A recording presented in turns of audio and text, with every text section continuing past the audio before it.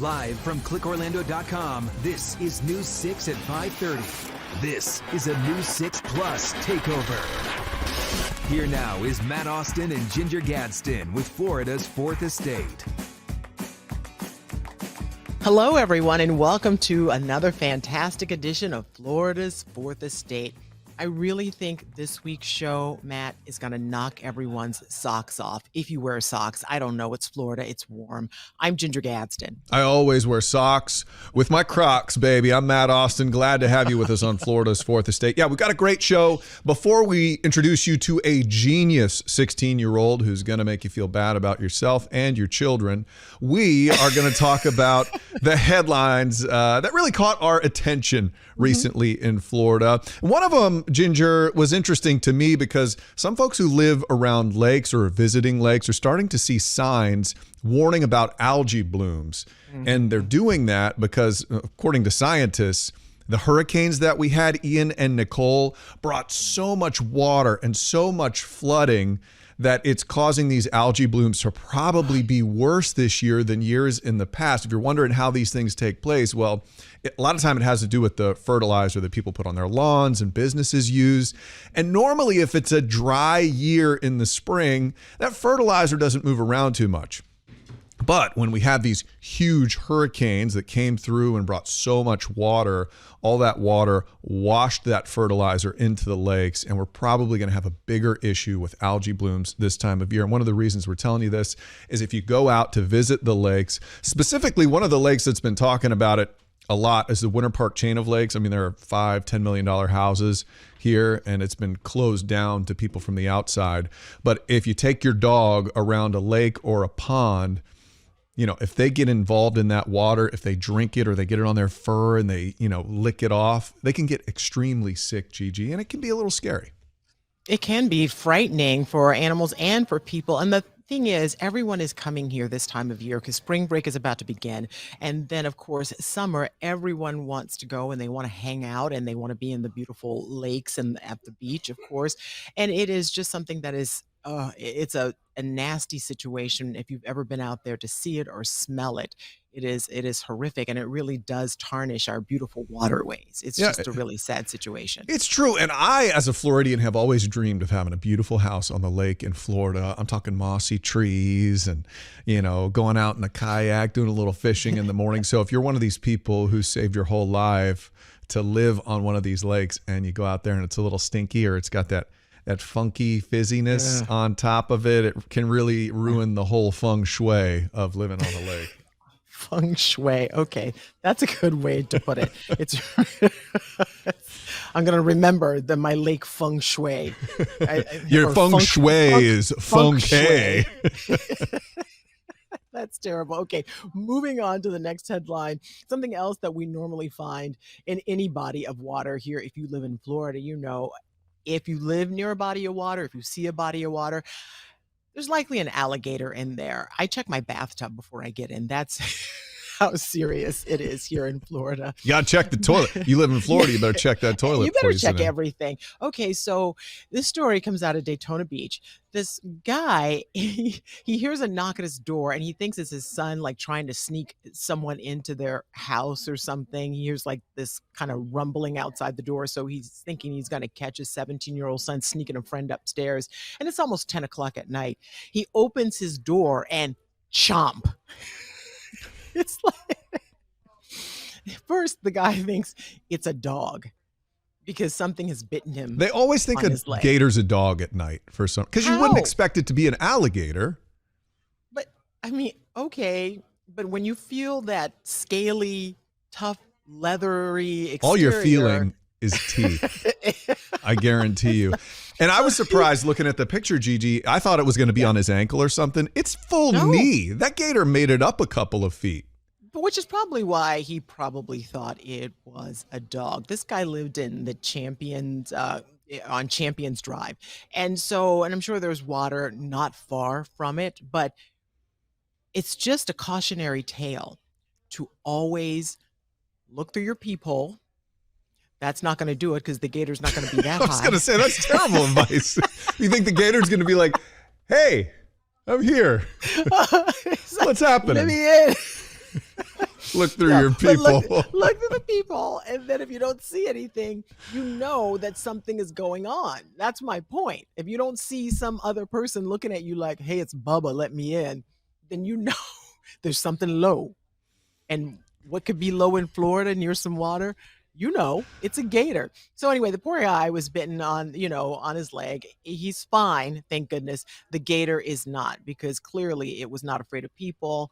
And if it's, on your doorstep at that time of night, it is looking for something. And so they euthanized it, which is always a sad ending to those stories. But sometimes they call FWC out, they trap them, and they send them somewhere else. But this didn't happen this time. Yeah, you can't have a gator out there on people's porches that just snaps onto people. They euthanize that one. And here's a little clip of the guy who got bitten by the gator. Take a listen.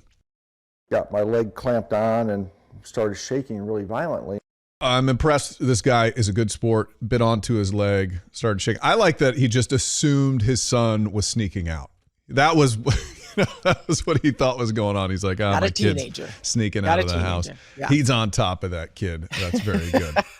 Another one that's sneaky, a sneaky owl. Okay, so this little 9-inch tall burrow owl, about this tall, hopped onto a cruise ship, and people were out at sea, right, for 10 days, 2-week cruise here, and they start seeing this owl hanging onto the rails, on the exit signs, and this little owl was flying around the ship for the entire journey. I think this is the most brilliant owl I've ever heard of, because it got onto the cruise ship and it made its way around. Now, it never got off. You would think maybe it got to the Caribbean and this owl hopped off, and no. The owl just hung out to the ship the whole time. And when it got back to port in Florida, that's when FWC had to go and try to corral this adorable little owl. Unfortunately, they were able to catch it. They were struggling at first with just the nets, and then they used some really loud noises to distract the owl. While one crew distracted it with noise, another one snuck up and was able to safely get it in the net. But the cute little owl, which is a threatened species, is now safe and sound. You would not think it would take that much effort to capture this little owl, but it did. But it had a plan. It went on vacation. It stayed with, normally it would just fly off and then probably like just die at sea because it can't fly that far. But this thing, for the whole 2 weeks, it was just probably doing the buffets. I mean, I don't know. It just had a plan, and it's now back in Florida. I see why they didn't want to leave it out there or want to take it out with it again. I wanted it to become the ship's mascot, but that's not going to happen because they don't want it to go somewhere it doesn't belong. The last time I was on a cruise ship, at the end of the cruise, somebody had to distract me with noises and net me to get me off. And it hurt because I was sunburnt and a little chunky from all those buffets. You deserved to be netted. You're ridiculous. Okay, moving on to our next story. This headline is probably one of my favorite ones from the week. Imagine, Matt, you are part of a team. You practice, you rehearse, you do everything you're supposed to do, and you're like, go team. You get to the competition. No team. It's just you. Well, it happened to an 8-year-old Pasco County girl. Her name is Peyton Thorsby. She's a cheerleader, and her squad did not show up at this competition. They were supposed to be there at 6 o'clock in the morning and line up and do their thing. And little Peyton is the only one there, and her coach is like, well, we're going to have to forfeit the game, or forfeit this championship game. Peyton is like, not on my watch. That girl went out and she did her thing. And guess what happened, Matt? I don't have to guess. I know the story. You go ahead. I was trying to help you. You want me to make me look smart? She won. She won the whole contest, is what I think happened. She came in first place all by her lonesome. She did the entire routine. She improvised, blew the coaches away. I just think that her get up and go, her guts to do something like that at 8 years old. And she does. And we actually had a chance to talk to her earlier this week. Let's listen. In the entire state of Florida, I don't know if you know this, but people were watching you in awe and cheering you on. How are you feeling about all of this? I feel really, really happy and excited. So what an amazing child. She Oh my decided gosh. she was going to go after it. And this wasn't like a performance where it was normal for you could just do it yourself. She had to adjust. Her teammates were supposed to be there. They worked together. So kudos to her going out there my and gosh. winning. And one thing that's a theme on today's show is amazing young people. Coming up after the break, right here on Florida's Fourth Estate, we're going to introduce you to a 16-year-old who really could change the world one day. She's a Floridian, and you're going to meet her in just a minute. What were you doing when you were 16 years old? I personally had just learned how to tie my shoes and was super proud.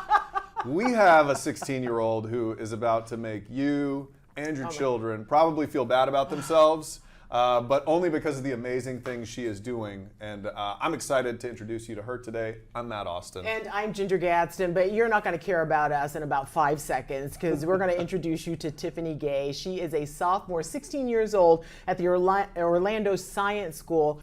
You are one of those rare individuals where you're doing something locally that will have a global impact. And I don't mean that lightly because you have something on the table right now that could possibly help 2.2 billion visually impaired people.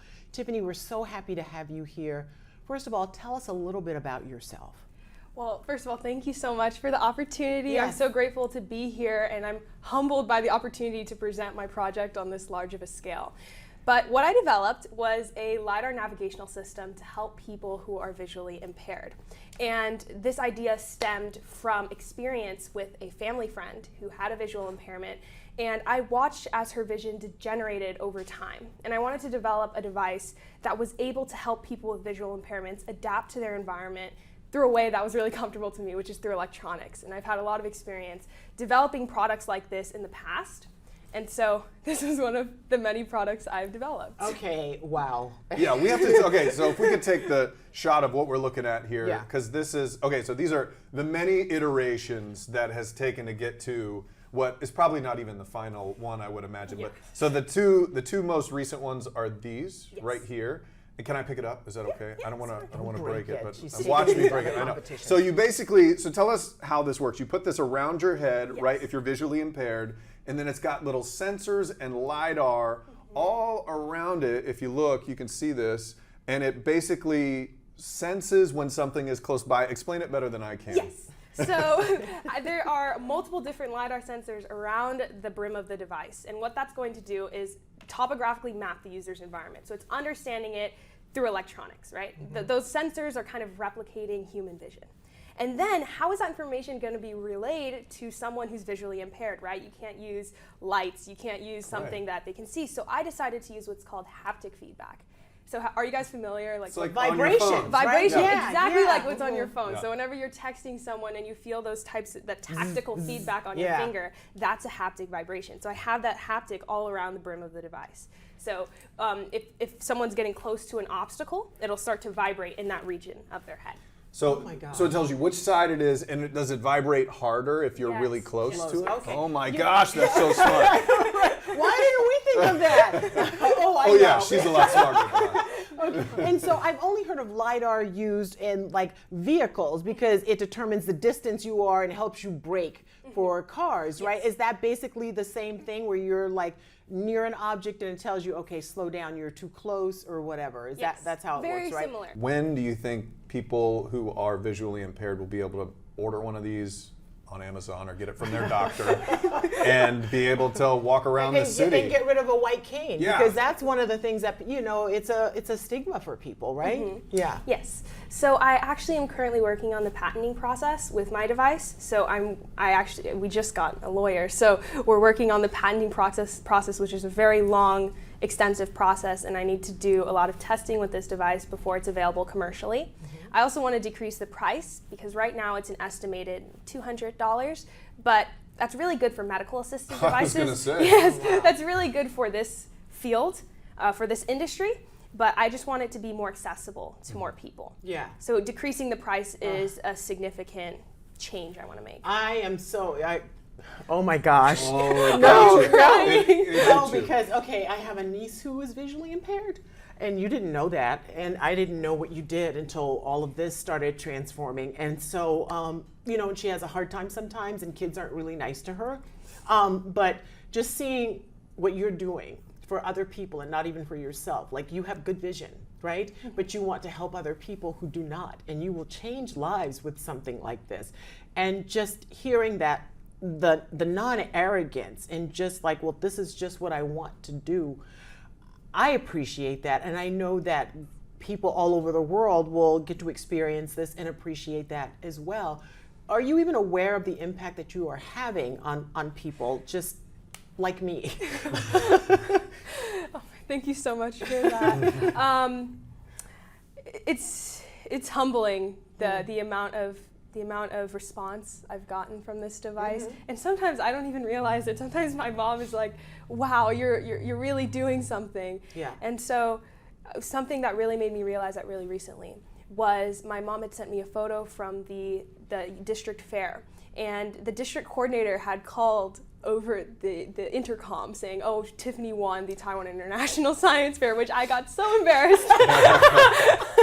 But following that, so many students, so many parents, so many teachers, so many mentors, so many engineers, highly experienced people in the field surrounded my projects, and it was, and I didn't realize it at the time, but whenever my mom showed me a photo, it looked like everyone was looking at my project, and I realized the impact that this has not just on the visually impaired community, but on other students as well, in terms of motivating them to get into STEM, get into science, get into research. I'm also pretty interested in medicine and like chemistry. I really like chemistry, which is slightly a contrast. I want to go into a biomedical engineering field. So I want to work in creating biomedical assistive devices, things like these, to help people who are not just visually impaired, but people who have any form of, you know, disorder or disease.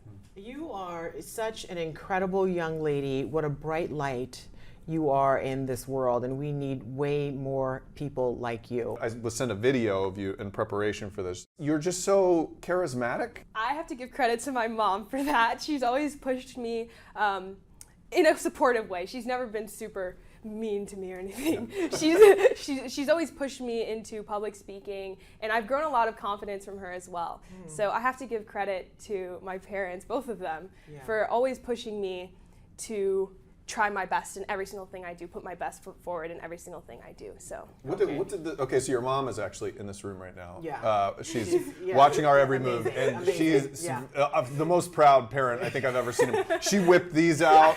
I mean, they were all packaged. I'm asking her to take me in. Right, I know.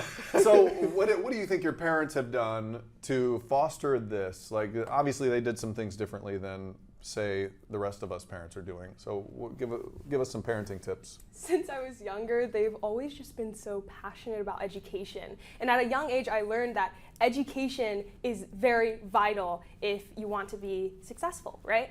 And even whenever I was 6 years old, she was always, whenever we were on drives, my dad would just be like, red car, and I would learn about my environment through them. And one time I was in daycare, I was 3 years old, and I was just tired of watching Dora the Explorer. So then my mom called a preparatory school, which was like crazy to me at the time. I'd never gone there. And at 3 years old, I started kindergarten. So I was starting school extremely early, and I was able to get experience to education at a really young age through my parents, and they've always just been so passionate about education. Tiffany Gay, it has been just amazing Very to nice meet to meet you. Nice to meet you all as well. Yeah. I'm gonna go do some Mensa or something. No, you have to be I invited. am a Mensa member, You have to actually. be invited. Get out. Just get out. Thank you, Tiffany. Of course she's a Mensa member. This is Florida's You think Fourth you could Estate. just join?